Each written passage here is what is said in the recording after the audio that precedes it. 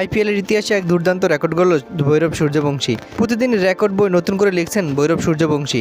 ইতিমধ্যে আইপিএলে দ্রুততম সেঞ্চুরি করা দ্রুততম ভারতীয় হয়েছেন। 40 বলে কম খেলে দুটি আইপিএলে সেঞ্চুরি করার প্রথম ব্যাটার তিনি। গত শনিবার আরেকটি বিশ্ব রেকর্ড গড়লেন 15 বছর বয়সী এই ব্যাটসম্যান। মোহাম্মদ সিরাজের বিরুদ্ধে প্রথম বলে ছক্কা মারেন সূর্যবংশী।